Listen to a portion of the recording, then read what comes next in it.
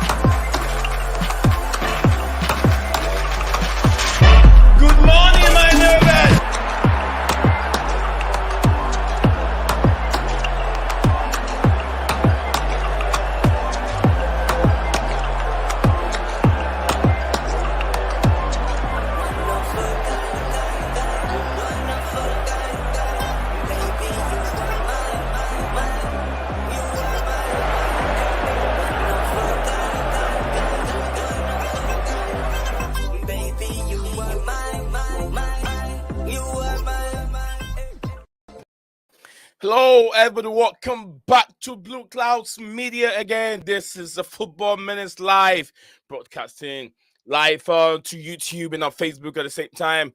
And we're live. We have an interesting topics today to talk about. If you talk about interesting topic, yes, the Ivan Toney and Tammy Abraham's news is out again.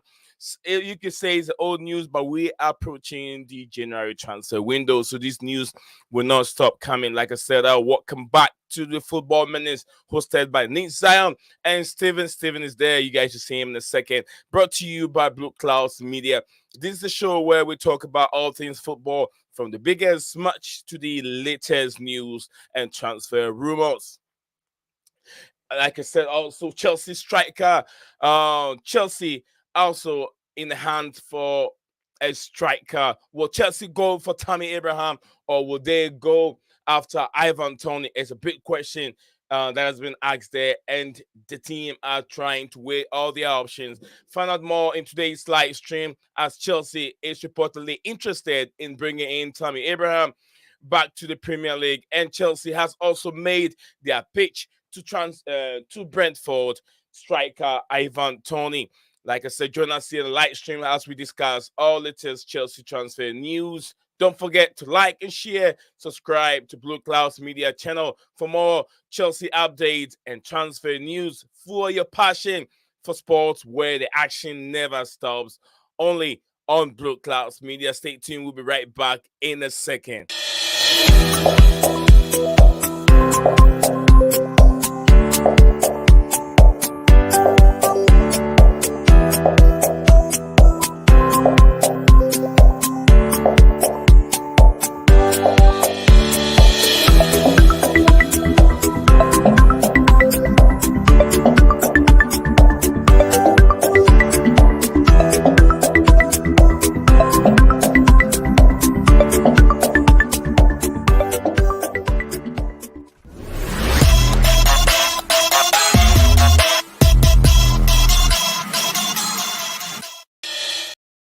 Hello, everybody. Welcome back again. We're back from just a short break.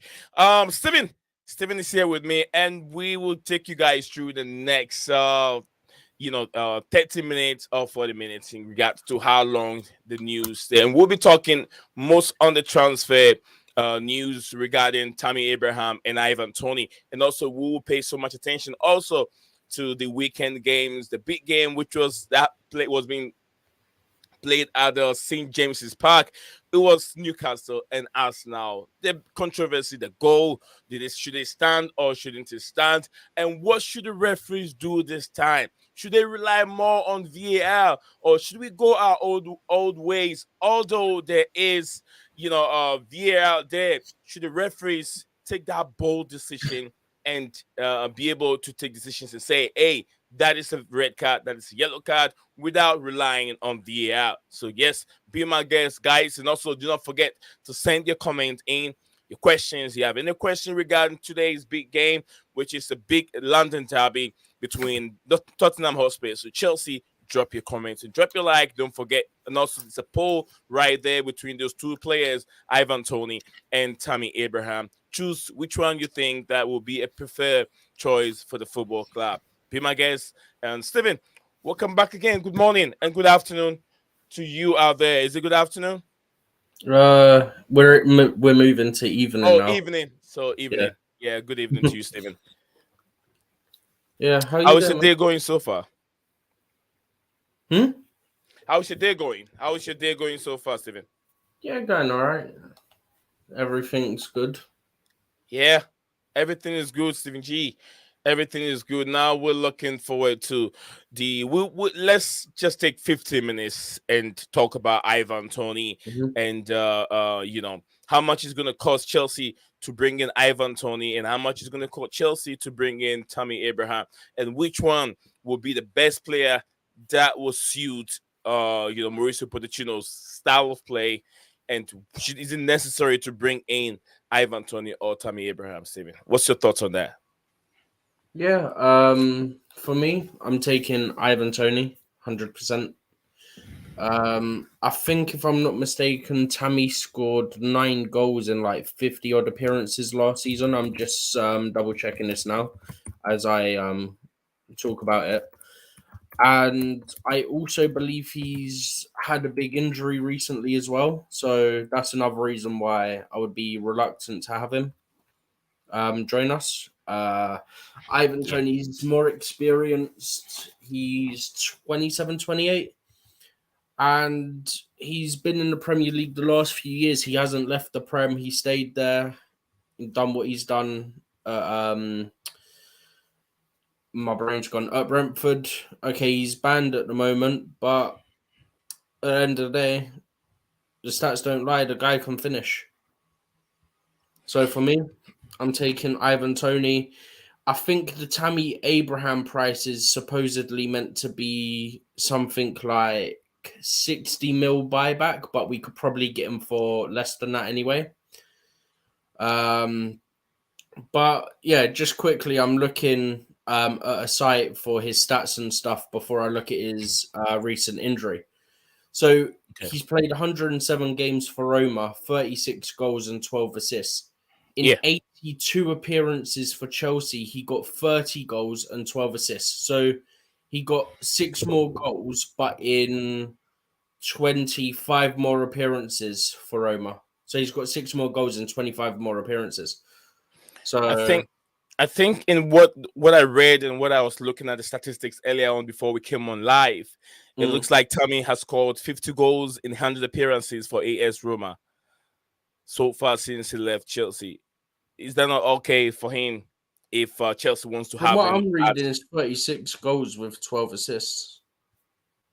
26 goals with 12 assists? But I don't know if it's total they're trying to add No, but Chelsea's numbers, that's but I his think numbers for Roma that I'm looking at. okay, okay, Yeah. I'm just trying to clarify it on another site, but the site that I'm using is normally very good with these sort of things. okay. I'll whilst we're still talking, I'll Hmm. check mine very well and make sure we're both on the same page as Hmm. we discuss these issues. So yes, Ryan Sterling, Ryan Sterling, Tammy Abraham. To me, just like you said, I'll go in for Ivan Toney because Tammy has been out of the Premier League for quite some time now. He's been injured, he's been in and out, and we don't know his, you know, how he can do and how he can play under Mauricio Pochettino. Poch is also good with young players, but Hmm. if we are looking, we have creative players for now. I would say maybe Cole Palmer, the guy. If we're looking for the guy that can create, Cole Palmer is there, but we want the guys that can finish. And Jackson is not that guy. To be honest, Hmm. with you, like you said, Jackson is not a typical number 9. But if we're looking for a typical number 9, then who else is going to be Ivan Toney? But looking at the age, as we also talked about a while ago, that Chelsea are not trying to prioritize the age anymore. They're trying to mix it with young players, and then also experienced players, not old players, experienced players Yeah. to be able to beef up the squad and start playing much better. And I think it gives the team much more of a balance if you have matured experience from the Premier League, not outside the Premier League, because we've tried a lot of players outside the Premier League, and it's not that it's not going well. It is still going well, but it will take time for it to click. But as there's still a lot at stake for Chelsea, and wherever we stand right now, or even in the Premier League as we play, there is a lot at stake, and we have to start doing better. How can we do better? We need to start scoring goals. Creativity is not a problem. Creating chances are not a problem.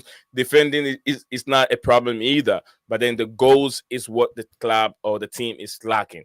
Steven. So Ivan Toney, just like you said, I think Ivan Toney will be the guy.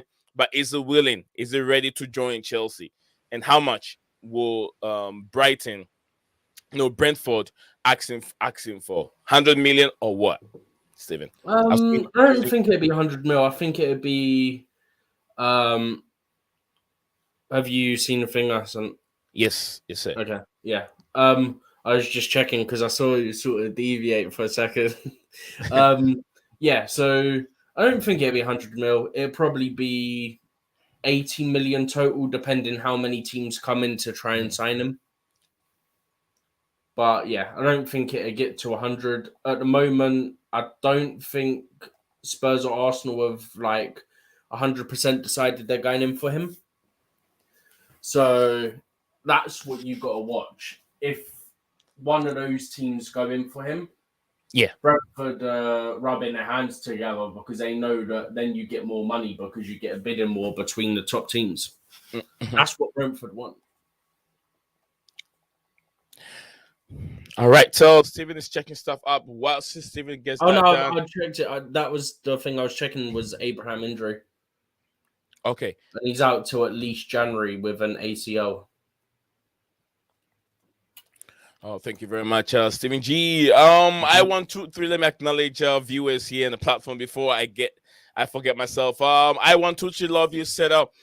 She's in the house, so big up to you. Then Gulam Mustafa, as usual, big supporter of this platform. Then we have the Blueclouds show, 100% Chelsea, also a big fan from Senegal, watching us live on YouTube and also watching us live on Facebook. He goes between to these two platforms. Thank you very much, my brother, for joining us here. I hope you're doing very well. I want to love you forever. Said hello, brother. I'm watching you from work today. Hope everyone is well today. Absolutely, I'm doing very well. You can tell I'm happy, but I would be much more happier if the Blues Chelsea wins against Tottenham Hotspur today. There's no way you can compare a bird and a lion. There's no comparison there. Who wins? The Lions that wins. So yes, definitely. Big up me, Steven, fit to hit the like button. Thank you very much, Gulam, for liking the video or liking the show for me. Thank you very much. It means a lot to me. Gulam Mustafa said the questions: are you looking at money or at the player? At the player ability that matches the Chelsea style or both? To me, I wouldn't be looking. I think we'll be looking at both. It's like Steven said, we'll be looking at both. To me, I'm looking at. I don't think that. I mean, the price tag of those two players will be anything outrageous. Because Ivan Toney himself hasn't played a lot of games. He's been suspended for 18 months. So 18 months, I don't think Brentford will be asking for too much money.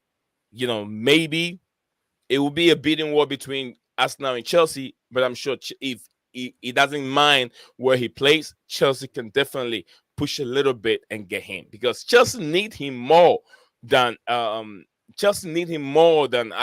To be honest with you, Steven, I don't know what you thought of that. Arsenal and Chelsea, who need Ivan Toney more? I think Chelsea do, because the strikers that Arsenal have Nketiah over there, they have Jesus over there, and those guys are giving in numbers. They're scoring lots of goals, but our team, Chelsea team, is a team that don't score many goals. So what's your thoughts on that?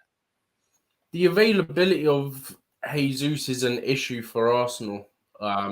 He's meant to be the big main guy up top in terms of name and everything like that, but he's constantly injured and stuff. So that's a big issue. So they're probably going to be looking at a striker.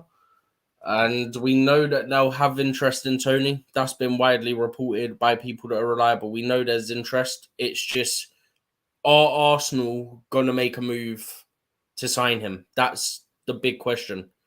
We know they're interested, but you can be interested and not make a move because you might find someone else and go, oh, actually, that's probably the better deal for us. So we've seen, like, look over the summer, for example, how many names Chelsea got linked to and we didn't actually move for. Do you know what I A mean? lot Just of them. an A lot of example, them. you Yeah. can hold interest, but it doesn't mean you go in with an offer to sign that player. I think Manuel Agati was one of them. He signed No, for we PSG. made an offer. That's the difference. We did make an offer for him, but there was a lot of players where apparently, so based on what I've seen and everything, apparently we said to quite a few agents that we're interested in their player, but then we didn't make a move for them over the summer and we went for someone else. So that's what I'm saying. Like, just because you see someone say, oh, there's interest, it doesn't mean that there's something going to happen there because things change. We didn't necessarily have interest in Palmer until late in the window, and then all of a sudden, bang, he's a Chelsea player. We were linked to other names before that, but they didn't come for whatever reason, whether it be club or agents or the player, whatever it is. Mhm. But yeah, I mean, for me, I would have liked to see us try and get a deal for Toney in the summer so that we could have had him training from September and then he seamlessly fits in. He's used to his teammates because he's been training with them, used to what the manager wants and everything like that. So I would have loved if we'd managed to do that. You would have then avoided the situation that's got the possibility to arise that I've been talking about this whole time about competition for the signing. Because there'll be quite a few there'll be quite a few teams that will be interested in Ivan Toney, just looking at his track record. Don't think he's had many injuries in his career either. So that's another thing he's got going for him over Tammy Abraham. Look, he's stayed in the Prem, he's scored the goals, he's got a decent injury history. And Abraham left. We don't know if he'll do well when he comes back. Lukaku didn't do well when he came back. He was doing well at Everton. He went to United. It's not really that great. Left, went to Italy. Then he came back. We saw what happened at Chelsea. But yeah, that's sort of where I stand. Is ideally I would have wanted us to get a deal done over the summer for him. And also, Joko have made a statement out there. And also, before I go to Joko's statement, let me read this comment and what you think about Gula Mustafa. You want to take it? Or you want me to take it? I can, yeah. I've seen it, so I know exactly what he's referring to. I saw it out in Cordham Eye as well. Ghulam Mustafa says, I saw this tweet where Troy Deeney said about Ivan Toney, my advice to him would be to join a project where you fit like a glove, and that would be Chelsea. Okay. Yeah, I think that's interesting. Because obviously people will refer to quotes about Arsenal, about Liverpool, this from Toney, but players say stuff like, I supported this club since I was a kid and whatnot, or managers are say it and whatnot, but it don't mean anything. Because at the end of the day, as a player, if you're smart, you're sitting down, you're looking, going, is that pretty much what Troy Deeney said, right? You look at it and go, okay, where do I fit in with this? Chelsea's a project and they need a striker. So that's me. I can go in there. I can be that guy that's the clinical finisher they need to take them back to the top. Yeah. I also know that I'm going to get a decent salary going to Chelsea because it's a big club. And if I fit correctly and things keep progressing well, I'm going to help them get back to where they belong, competing for trophies. And I'm going to win trophies in my career being at that club. These are all sorts of things you would have to think about. The money, are you going to win things because you're a player? As a player, you want to win. Of course you do. And then obviously there's the family aspect. He's living in London now. He wouldn't have to move very far, if at all. So that's another benefit he would have. But then that goes for Arsenal and Tottenham as well. They're interested, so he wouldn't have to really move to go to them either. But just looking at it from player perspective, no matter what they say, like things can always change. Yeah.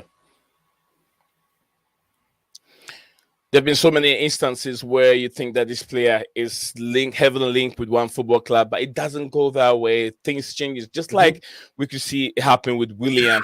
William did everything, the medicals He's and literally everything. about to sign the documents at Tottenham, and then Chelsea didn't. But I think I saw a quote from him just quickly as we're on him, on about him. I believe the quote I saw was something like, he really wanted to join Chelsea the previous summer, but he was at Shakhtar Donetsk, and Shakhtar didn't want to sell him that summer to Chelsea. And then, obviously, following summer comes along, Tottenham are in for him. So he's going there. I think it was the summer. It was the summer or January. I can't remember which. Obviously, it's one of them. They're two transfer windows. One of them. But like, basically, he was doing everything with Tottenham, and then like he got told by his agent like Chelsea are coming and whatnot. And I believe when he was explaining this story, he said because of how badly he wanted to go to Chelsea and everything, and Shakhtar weren't letting him leave, he would have regretted if he didn't join Chelsea when they came in for him, even though he was doing everything at Tottenham. I mean, it was the right decision that he took. He won everything. He won almost. He didn't win the Champions League, did he? He didn't win the Champions League, the Super Cup, or the Club World Cup, but he won everything else. He won everything domestically, else. And then he won the Europa Leagues. And which to me, I don't think it was that bad. It was that bad at all. I mean, he did whatever. It's still he did more than what he would have got at Tottenham. Absolutely. Yes.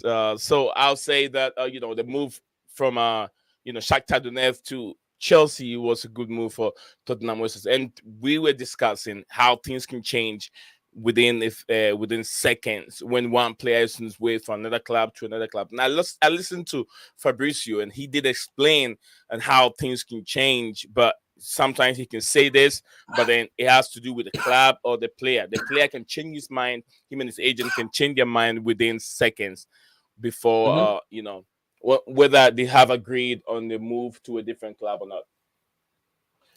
Things can change up until everything's officially signed and handed in. That's what people don't understand. Like, just quickly, because I know obviously we got topics we need to touch on, but just quickly, you just go ahead. People have a go at Romano, at Simon Phillips, at other journalists, right, who report on transfers or any other news, because you said this is going to happen, but it didn't happen. Understand this. Circumstances and situations change, and until things are officially signed and confirmed, a player or a club can change their mind. For all you know, a player could have everything agreed. They want to go to the club want him, everything like that. They go to do the medical, red flag. There's an issue on the medical. Look at Ziyech, right? Supposedly there was an issue on his medical when he was going to go to Saudi. Yeah? Yeah. Prime example. He could have wanted to go there because obviously culturally it's the same, like religion, everything like that. It would have been something that he probably would have been open to doing. And then supposedly there's a red flag on the medical and it falls through. Technically, that's not why it fell through, but I'm saying that it can happen. I think it happened with Ross Barkley to Chelsea. I think, if I remember rightly, we was going to sign him in the summer, but he was injured. So he was injured. Off on it until the January. So yeah, these things they do happen. They do happen. So we've talked about it. We've talked about Ivan Toney. We've given you guys our opinion on which one would be a match fit. Would be much better for Chelsea to bring into the football club, and we've all go on the same. I don't like to agree with Steven sometimes, but to be honest with you, this is much more expected to happen. I agree with Steven in this way that we have to go in for Ivan Toney. Toney, get him fit. I know he's been training, although he's not playing active football, but then he's still been training with Brentford Football Club. So Yeah, he's not we're yet to playing see. competitive. He played in Yeah, a friendly a little while ago. And also, the prices probably won't be much difference. Probably be 15, 20 mil if we go based on the buyback clause and then on top of that, the reported fee for Toney. If we look at that, it's probably not going to be massive difference in price anyway. And I'd rather spend the extra like 20 odd million on Toney, who's yeah. experienced and not left the Prem, than spend it on Tammy, who's also got a bad injury record, left the Prem, and would have to come back and see how he does back at Chelsea. Yeah. All right. But So that's just by the way, we've discussed the transfer news today. It is me. My name is Nate Zion, and I'm here with my co-host Steven on Football Minutes Live, brought to you by Blueclouds Media, and we're streaming live on YouTube, streaming live on Facebook at the same time. So whichever platform that you found yourself, either Facebook or YouTube, you can find Blueclouds Media on these platforms. So thank you very much for joining us here as we keep going, and we're also going to give you we have our opinion on the weekend game, some of the games, the Liverpool game. We talk a little bit about the Liverpool game and also the Newcastle and Arsenal game, the referee decisions, and was it necessary? I think we'll start with that one. Steven, was it necessary comments coming from Mikel Arteta, and was it okay for the backing of the football club? And also, we saw another one coming from Arsenal ladies saying that Arsenal coach bullied the officials. mhm. What about that? Where are we heading towards with these things coming out from managers and football clubs supporting and Yeah. backing these managers? Yeah, we sort of touched on the whole Arsenal men's with Arteta yesterday. Yeah, Um, but yeah, I mean, you can't. I said it yesterday on the stream, right?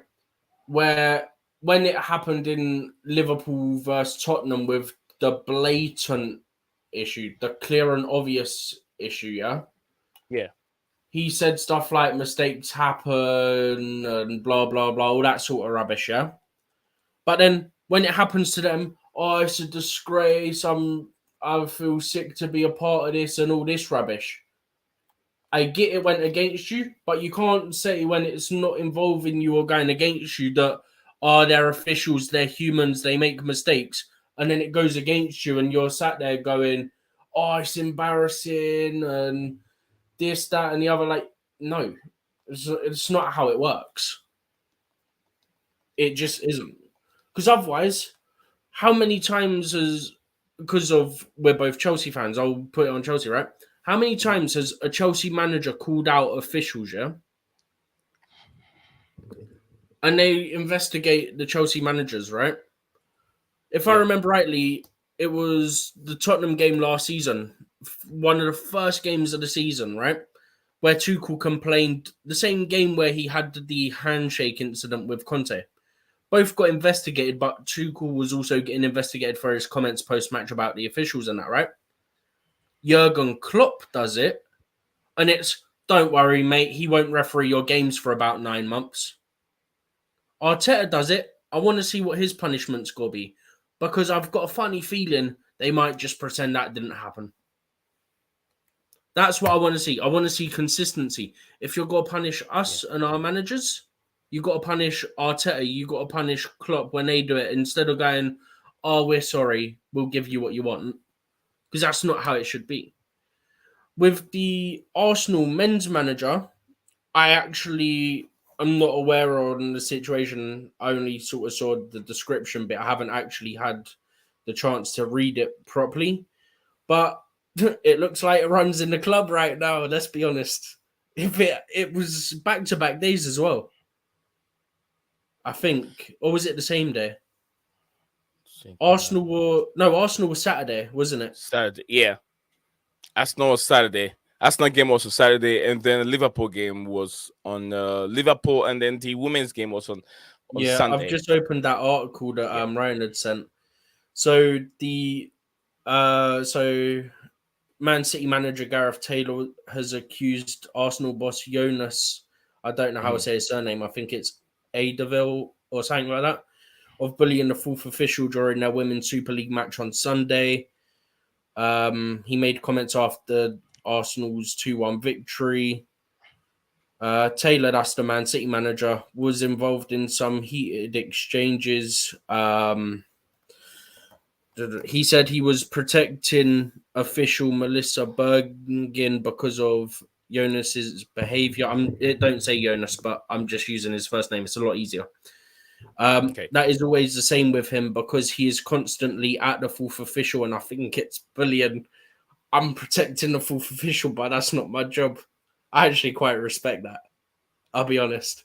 Because he's saying he does it all the time and he's protecting the official, even though it's not his job. Like, I can respect that. I can get behind it. He can never get away with this if it was in the Premier League. He would definitely be suspended or fined one way or the other. But I don't know how the officials with the women's game take those situations. Yeah. But this is the thing, right? It's funny because he accused the Arsenal manager of bullying, right? Yeah.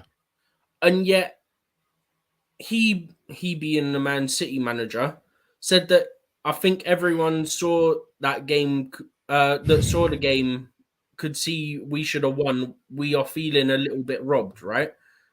Yet, he's not the one that's been having a go at the officials. He feels like his team's been robbed and he's not the one that's having a go at the officials. Do you know how weird that is? Do you get what I'm saying? Yeah. The one that feels like his team got robbed is the one that's not complaining. Yeah. I mean, she was trying to be more professional, not to go at the referees because probably he's, like I say, he's taking some kind of examples from what happened the previous day. You get what I'm saying? That it wasn't okay. It wasn't okay the way Arteta spoke.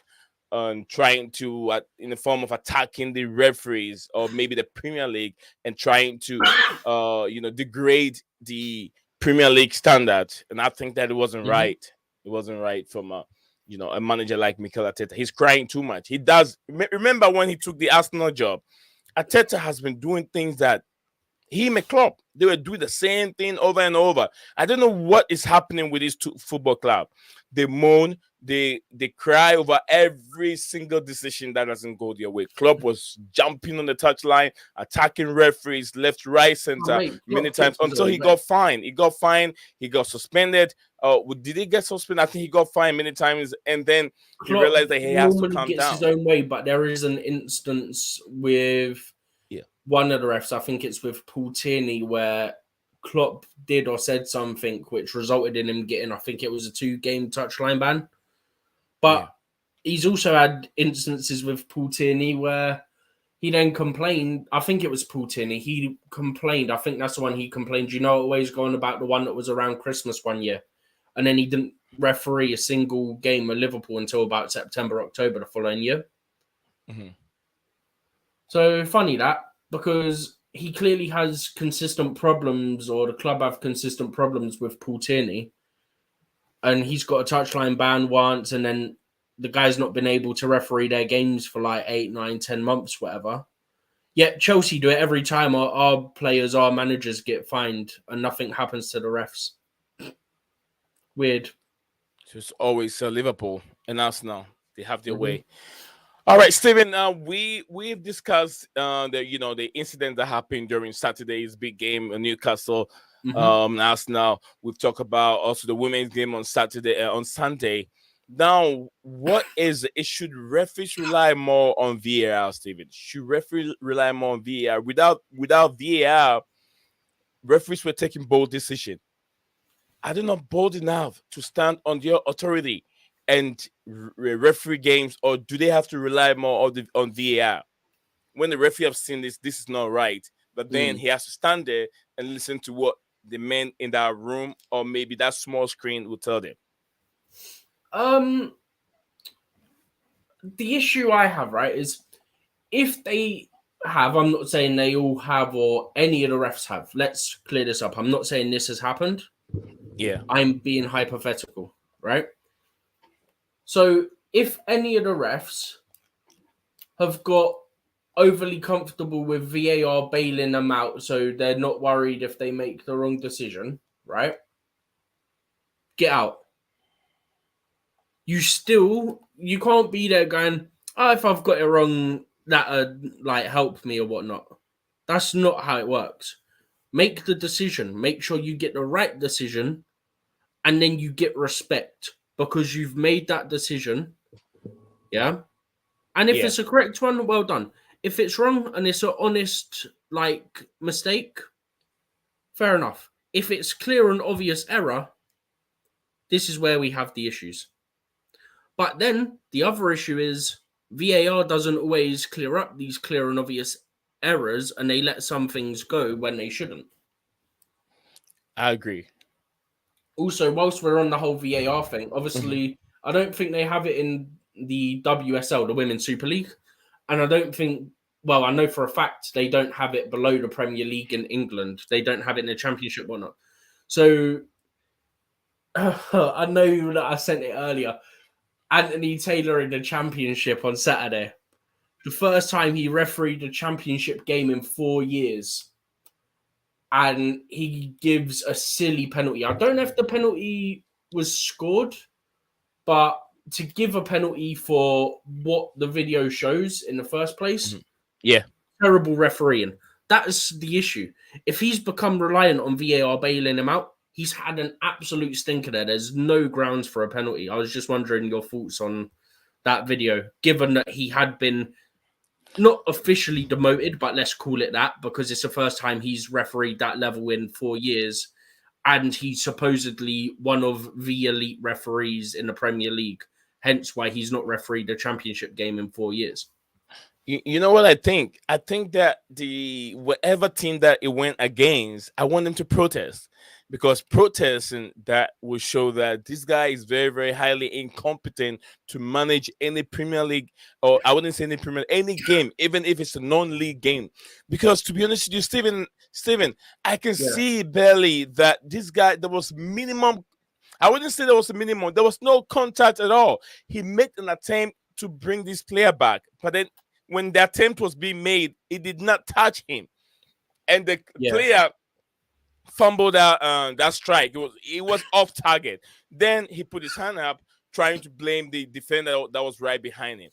And I think that that is the time that we need VAR to come in and look, say, oh, did he really touch him? Didn't because I'll Mhm. say that I'll give a little bit of a I wouldn't blame Anthony Taylor too much because I don't know if there was VAR in that competition. I'm not so There's sure not in if the there was. championship. There's not. There is not. So, It's only in the Steven, Premier League and you the you FA could Cup. tell it was the incident happened in the blind side of Anthony Taylor because he was looking at the player, but then when the hand was going, you could tell that Taylor did not see it. He was just seeing the movement of the defender falling, and then the way the striker also kicked the ball. So he felt that there was an impingement. There was something there that brought the striker down. You get what I'm saying? You Yeah, get but what I'm trying to then say. But then no, I it get was what you're to be saying. honest with you, I don't think it did touch him. Bro, he brushed the guy's back where he was trying to foul him. You could tell he was. But he didn't. That's the thing. He was trying to sort of pull him back a bit, stop his momentum Mhm. to help his keeper out. But he's essentially brushed his hand down the guy's back. That's That's what I'm like saying. literally the contact there was. Like, it makes zero sense. Like, I don't Oh my think goodness. we So can make clear how bad of an error that is.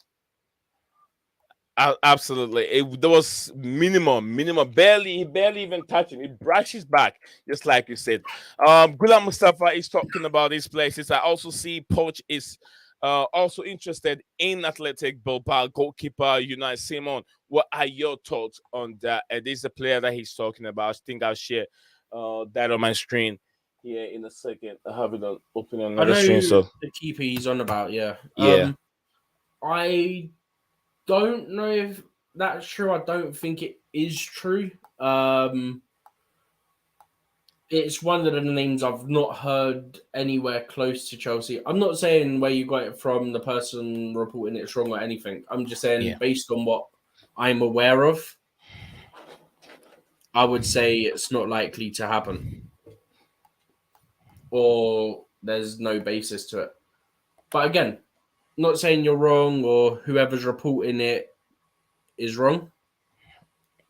But based on the stuff that I'm aware of, I doubt that move happens.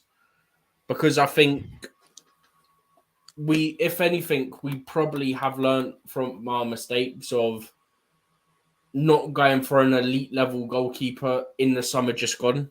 And he is not an elite level goalkeeper. Okay. So yeah, I'll keep. I know this is gonna be heating up very soon because when 365 score also make a video about it. I should tell you that there is a little bit of truth out there. I always tell people in every rumor there is a little bit of truth out there. So we'll look into that. I'll find more tweets and more news on this player, this goalkeeper called what's his name? Unai Simon. So I'll check on it more. But also he said that Manchester United are considering a move for Chelsea defender Trevor Chalobah, as Chelsea been told. Chalobah has been told that he's not part of Mauricio Pochettino's plan. Actually, he was supposed to move in the January in the summer transfer window to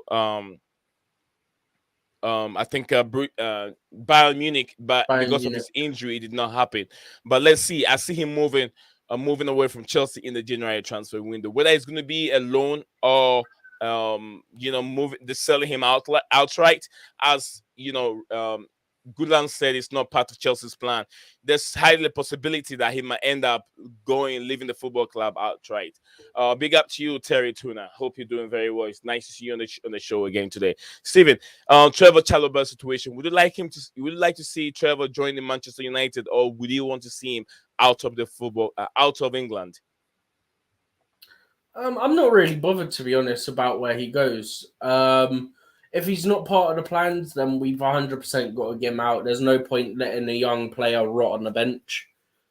I don't think he's the level we need. That's no disrespect to him. I just think we've got players who are already better than what I think he can be. He's squad depth, in my opinion. That's where I see him. But you can understand as a player, obviously, he's going to want to go away. He's going to want to play regularly at another club. So I think it's 100% the best way to go is to sell him. Yeah. For benefit of his career. Not even from a club perspective, just purely from a perspective of the player. You're going to want to play and get minutes. And who knows? If you play well enough at a team where a certain England manager isn't a clown and they actually care, you might get watched by him and you might get called up. Who knows? But that's where I stand. I think for the benefit of the player, that move has to happen. I mean, could you imagine if we'd sold him to Bayern, how insane that would have been? To Bayern Munich. Yeah. Yeah. All right, Terry, big up to you, Terry. Said, hi, guys. So what did I tell you about Brentford? Okay, I said 3-1, which was wrong, but they still got the better of you, which, yeah, you were spot on. You were spot on, Terry. You were spot on. But that game was not a game for Chelsea to lose. Brentford, I don't know. If Thomas Frank is looking forward to get a very big job in the Premier League, he needs to stop playing that football, because no big Premier League team is going to hire Thomas Frank to be the coach or the head coach of the football club, because his style of play, no one. Let's say why is it not being linked with Manchester United? Because no one fancy the style of play. And I don't think that style of play is really good for Thomas Frank if he wants to get himself out there. And Chelsea will not even employ Thomas Frank. Why do you think we employed Thomas? What's his name? Mr. Harry Potter. We brought in Harry Potter because he allowed his players to play free flowing football. and that is all attacking football. That is very good for every football club. That's what the fans want to see. But Thomas Frank, no one is going to hire him. That with that negative football, pack 11 men in the back, and then hit counter on the break. What are you going to make from it? All right. So, Terry, thank you for that. I reckon Ivan Toney will join Arsenal Football Club. That's what his rumors are saying. But with no one knows. No one knows within the space of a couple seconds, everything can change. He might end up being at Chelsea. But if Chelsea really wants him, Chelsea are they doing the can most add. work though. Yeah, and Chelsea, I've said Chelsea wants him more than any other club. Arsenal have enough people that score goals. Nketiah alone can score 4 goals on a good day. But the only problem is they don't have the men that they can really rely on that can take them through the whole entire season without breaking down. But I think that if Chelsea need more Ivan Toney, because chances are created. He knows chances will be created, but we need the guy that can finish it, which is not Jackson. So like I said, Ivan will be the guy to come in and help the team out. Steven, anything else you want to add to it? No, not really. One thing I was gonna say is that we touched on stuff related to the WSL, obviously with the whole situation with the Arsenal manager and getting called out by the manager of Man City. Yeah. So, as we're both Chelsea fans, right, and we know it's looking like Emma Hayes is going to go to the US women's job, right? Mm-hmm. Do you think rather, in terms of, I'm not talking Chelsea, I'm talking from her viewpoint, right? Yeah. Do you think she's potentially going to the US to be a national team manager, because that's what it looks like it's going to be for the women's team, because obviously the US weren't it in the World Cup. Terrible World Cup for them. For the team that normally dominates to have such a shocking World Cup, they know they have to go out and get a big name manager. And she's exactly that. She's someone who can go in, she can get them where they belong again, right? Yeah. But do you think this is, from her perspective, going, if I go there, I can get some experience in international football management, and then when Serena Wiegman leaves England, I'm gonna be one of the top candidates for that England job, and I can go and manage my country. You see, Steve, it could be you could say it in two ways. I would say Amy Hay has done a very, very marvelous job, brilliant job with the Chelsea women in terms of how long he's been in the women's game, the WSL game, and where he was coming from Arsenal to Chelsea. She's seen it all. She's been there. I didn't even know until I heard that she was about to move from Chelsea to be the national team head coach for the US women national team. I didn't even know that she's been there since 2012. That is how long this woman has been there.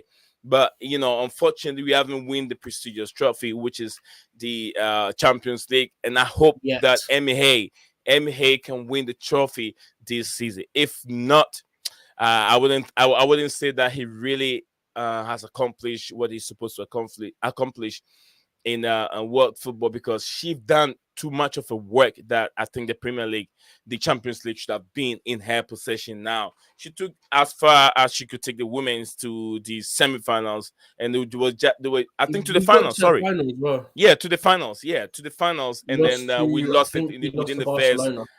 Yeah, we played Barcelona the first. or Wolfsburg, one of them two, I think.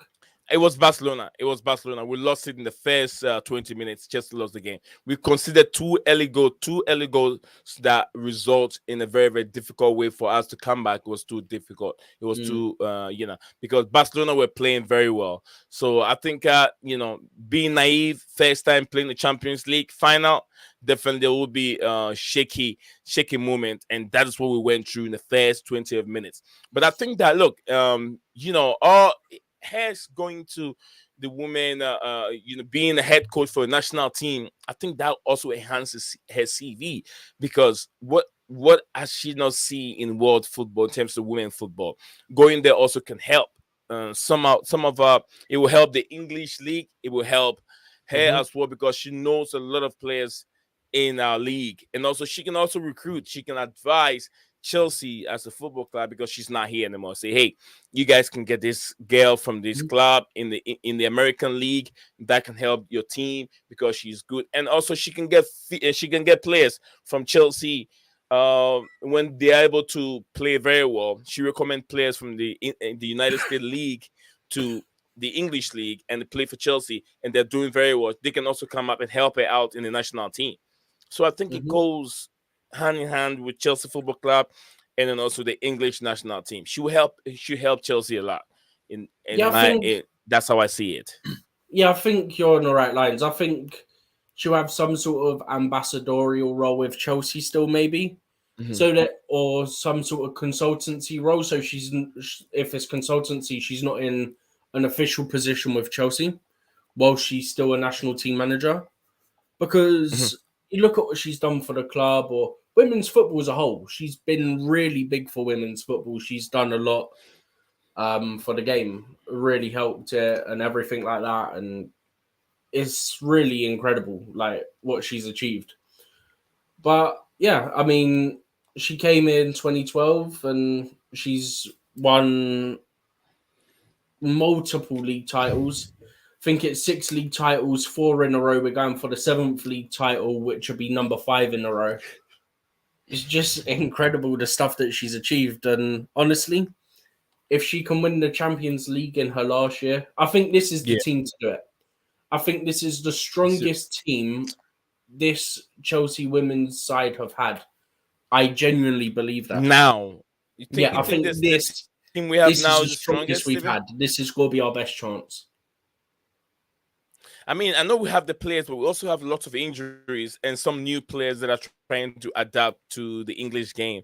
But let's see. Yeah, Let's but see. then As they've Steven has adapted said, well this is the so far. strongest. This is the time. I mean, still early days. How many games? 6 games or 5 games? Not entirely sure. But I then think at the same five time as games. that, at the same time as that, last few seasons rather, I think the last two, Mhm. 3 seasons we lost our first game of the season, if I'm not Yeah, last two mistaken. And then we seasons. still Yeah. went on to win the league. We haven't lost a game yet. Us and Man U are the only 2 teams unbeaten this league season so far. The only 2 remaining in the WSL after I think it's 6 games, like you said. I think City draw yesterday. City draw to, you see, Aston Villa. City draw. I'm City not drew. entirely sure. Yeah, City I drew know yesterday. Man U drew in the last minute because Man U were losing, and then they scored equalizer in literally like the last kick of their game. Yeah.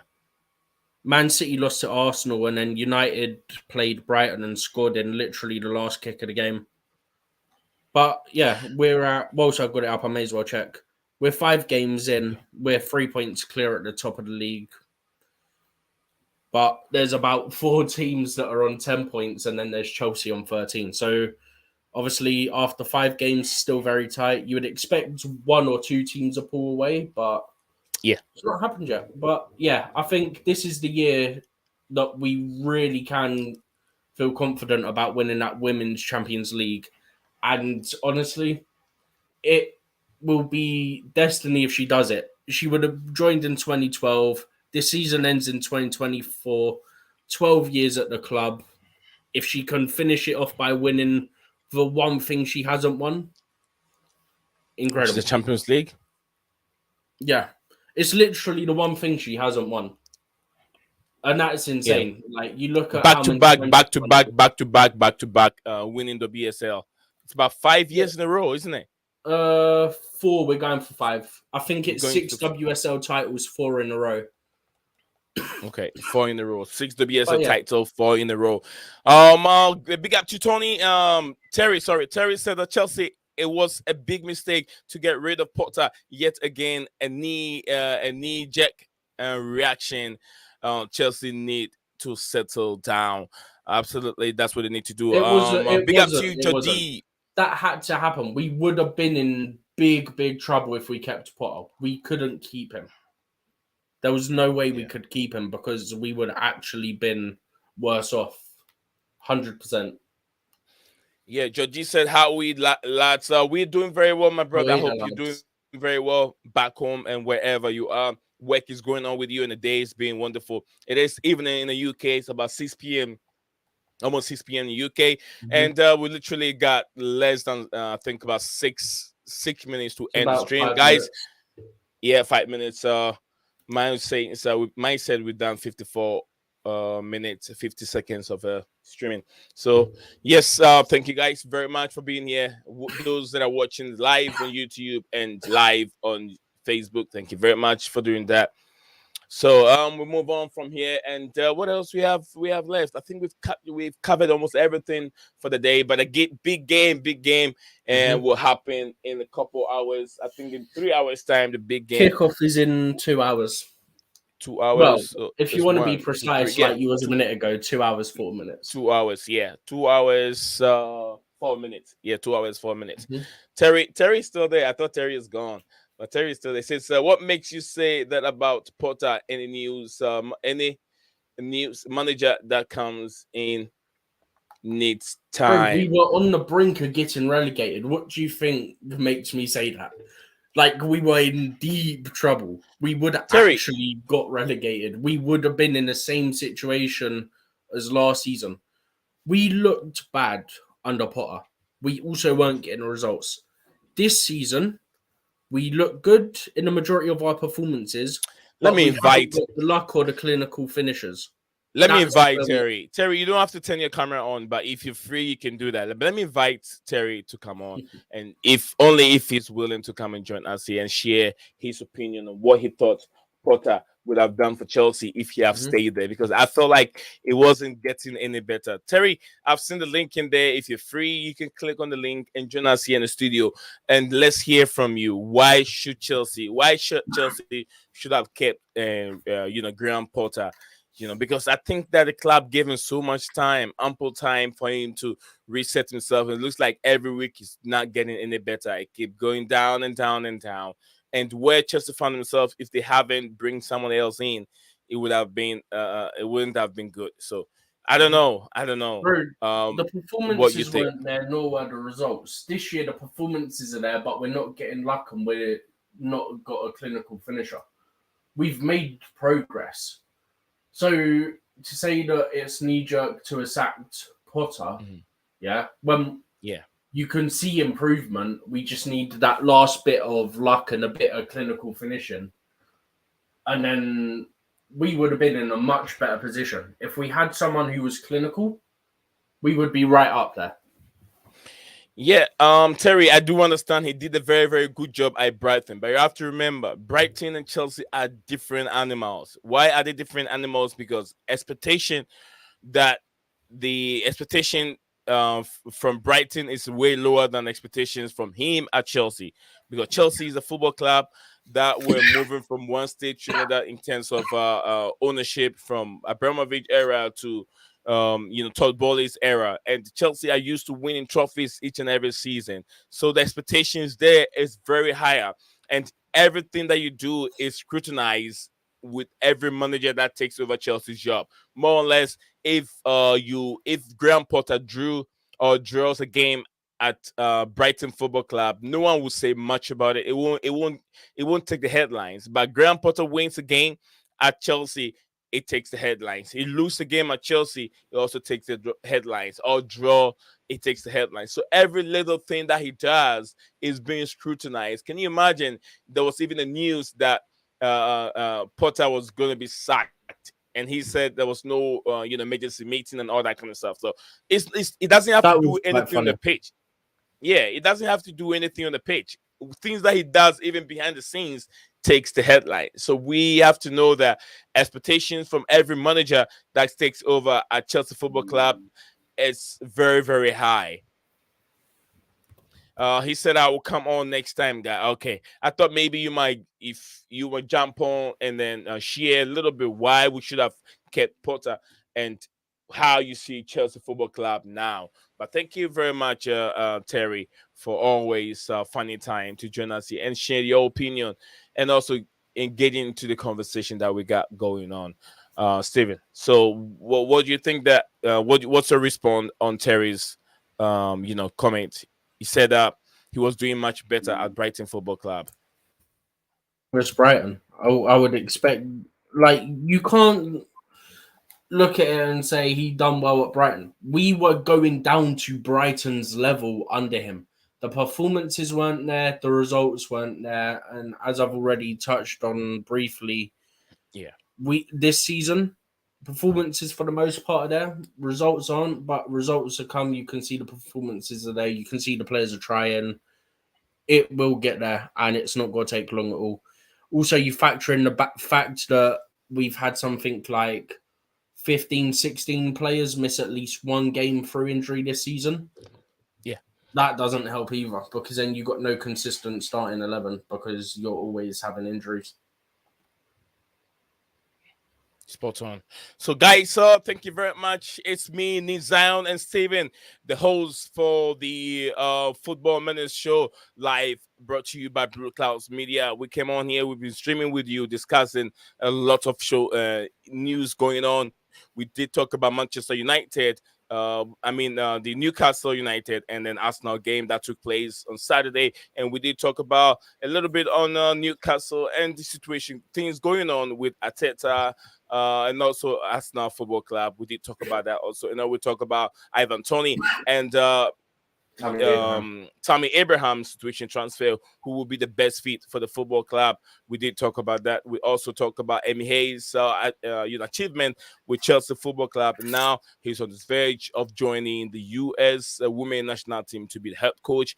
Now, first time to be a national team manager. I think I'm very, very happy for Emma Hay for what she's done for women's football. I'm sorry that being disrespectful to Brighton. That's being just quickly on that though, what both of us have said, that's not disrespectful to Brighton. Like, what Brighton are compared to what Chelsea are, that's not being disrespectful, because me saying we were going down to their levels, you look at what Chelsea are. Chelsea are a giant. Chelsea always have found a way to win things, Brighton aren't that level. That's not who Brighton are. That's what I mean. Like, it weren't a thing of being disrespectful intentionally, if that's the way it was perceived. It's just when you compare the two, Chelsea are levels above what they are, and our performance and stuff were dragging us down. Thank you very much, to Steven. Terry, I don't know how you feel, like the way I sound, or maybe the way Steven sound, it sounds disrespectful. To me, I don't think so. Look at the screen right now. This is the followers of Chelsea, Chelsea people on Twitter alone. There's no Facebook people here. This is Twitter platform. Chelsea has 25.3 million followers on social media. That should tell you how powerful, how big of the football club is. And now we're gonna go look at Brighton Football Club. Okay, Brighton Football Club. Let's see the members. Okay, Chelsea has 25 million. 25 million. Look at Brighton Football Club, Terry. Now look at Brighton Football Club. And when you say Chelsea, Brighton and Chelsea, there is a big gap between them. Brighton has 984.5k followers. 900, not even a million. Not even a million. Chelsea have 25 million on Twitter platform. They have over that numbers on Facebook, Terry. Just quickly, his next one says Chelsea, like United, were once giants. Yeah, that is disrespectful. Say once giants is disrespectful. We still are. We are still a massive club. We're going through a process of rebuilding the team. Yeah. We won the Champions League a couple of years ago. It was papering over cracks. This rebuild had to happen. The way that we were going wasn't sustainable. And just quickly, because I know we've gone over time. Yeah, that's okay. Lampard was on John Obi Mikel's podcast, right? That podcast episode came out today. And bear in mind, this is coming from Frank Lampard, yeah? One of the most successful players of his generation, yeah? He said something, I saw the quote, right? I hope I'm getting this right, but it was essentially saying to the fact that he thinks we would have won more Premier League titles if we didn't sack managers like Jose Mourinho and Carlo Ancelotti. He thinks we would have won more Premier League titles than what we have under Roman if we didn't sack them. Right. That's coming from a legend. Regardless of what you think of him as a manager, I think we all have the same view. He's not a big club manager, but the point is, he's a legend in the game for a reason, and people respect his opinions for a reason as well, because he's been there and he's done it. Terry said Lamp is right. Gulam said, I can't rule out Chelsea as not a giant. And Terry said, the time is now. That was history. But Terry, look, now, even with all that Manchester United have done, they're bigger than Chelsea.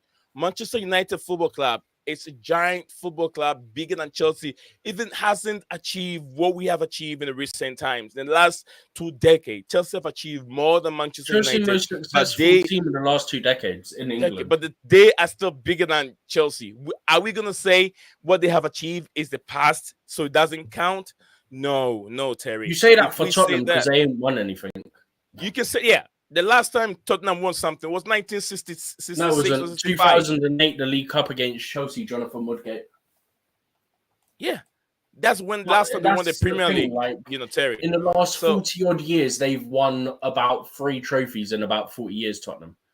Chelsea have won Champions Leagues, Premier Leagues, Europa Leagues, Club World Cups, UEFA Super Cups. Bro, I can go on every competition. We've won every competition in the last 10 years. Like Terry said, Man United have the history, but that's Chelsea don't have a history. We do, bro. We won trophies before Abramovich, and we'll 100% win trophies after Abramovich. Yeah. All I'm saying is, no matter who you support, when this team gets to the level it's expected to be, and we're already seeing good performances, yeah. People should be scared. The talent we have in this team, when they get to the level that they're going to get to, and we don't have to sign players every summer and every winter, we get a clinical finisher in this team. And I tell you now, we're European football if we get a clinical finisher in this team. At minimum. I understand what Terry is saying, but it's his opinion. It's a little bit debatable. He says Chelsea have been great in the last 20 years, which is, we all know that. But Man United have the history. Chelsea have the history. How is history being made? History has been made in terms of your achievement and wherever. Now, even Tottenham Hotspur is not in the Carabao Cup. They've been eliminated a long time ago. Chelsea are close to getting to the finals of the Carabao Cup, and they can win it. You have Liverpool who are playing in Europe. Chelsea is not playing in Europe. We have who else? Man City are not in, are they? Man City and Man U both got knocked out by Newcastle. Yeah, you have Newcastle who's still playing in Europe. By the time the final comes, Newcastle will be weird down. Newcastle, Chelsea, and Liverpool. Yeah, Liverpool. All these teams, besides the other teams, the big teams are all playing in Europe, which is they have to weigh their option. Chelsea will have lots of legs, lots of men, and even by then they might have a striker in that can be banging in goals. So let's look at that. All right. So Terry, thank you very much. Terry, I love Terry. Terry loved me too. That's he always come on and then we share our opinion here. That's what is most important on this platform. We respect each and everyone's opinion, but we don't disrespect other people. No, we don't do that. But will they get there? Would they get there? I'm not so sure. Yes, what Terry is trying to say, but maybe Chelsea. Gulam said, I think Chelsea wouldn't be in situations like Man United since Chelsea ownership changed, but things will take time for Chelsea, which I do agree. I agree with Gulam, and they will be back. Absolutely, that's why they're bringing in young players for a project that will sustain for a long period of time. I love you too, brother. I love you too, Terry. I love you too. We haven't met face to face before, but I'm working things out. When I come to London one day, I'll try and see if I can meet all these wonderful people that have paid so much attention, that are also support me on this channel. I'll come to London one day. I'll meet you guys and even sit down and have a drink, maybe a beer. I don't drink the hard one, the hard liquor, but I drink beer. So maybe Terry and I will sit down and have a beer, sit down and discuss all team football, and then also life in general. So, guys, thank you very much. Gulam Mustafa, much love to you. Terry, thank you very much for spending your time that you spend over here. It means a lot to me. And I want to love you. Thank you very much. Yeah, I live near Lake May. Yeah, he said Lake Town. Yeah, I remember Lake Town. Lake Town. See, Lake Town. I said Lake Town. Lake Town. But yeah, once I'm getting close to that time, I'll be messaging all my friends that have been on the channel that lives around the UK, London, and see. I mean, it's gonna be easy because here in America, it's not that easy to move around with train. I would love to experience the train. I've never been a train before because here in America, you barely go. Everybody has a car. You have to have your own car or truck to drive in it. But here in New York, you can get a train that will move from one place to the other. But in America here, moving from Michigan to North Carolina, New York, wherever, New Jersey, you have to drive. You have to drive, or maybe join the plane. But the driving is the best. But yeah, when I get to UK, I'll start enjoying some of the train services. So yeah, Steven, we're done for the day. Steven, anything you want to say before we say Leo Desperados? Yeah, just the usual. Like and subscribe and turn the bell notification on. And that's basically all there is left to say. All right, absolutely. Thank you very much, guys. Don't forget to like and subscribe to Blueclouds Media channel, and also always tune in to the Football Minutes. And it's always going to be me and Steven bringing you the Football Minutes show on the Blueclouds Media Live on YouTube and Facebook. Terry said, "Where in the U.S. are you based?" I'm based in Michigan, my brother. I'm based in Michigan to Detroit, Michigan. That way. Prediction for today's game match, Terry. Oh yeah, Steven, we didn't do any prediction. Anything you want to say, Steven? Prediction. I know you don't have the exact line. You say Chelsea to win, something like that. I don't know. What I'll say the same thing. Ryan Sterling to score. Ryan Sterling to score. Cole Palmer to get a penalty. That's what I'm saying. Ryan Sterling is going to score. Cole Palmer to get a penalty. 2-0 Chelsea. We call it a day. Terry, what do you think? Is Chelsea going to lose today?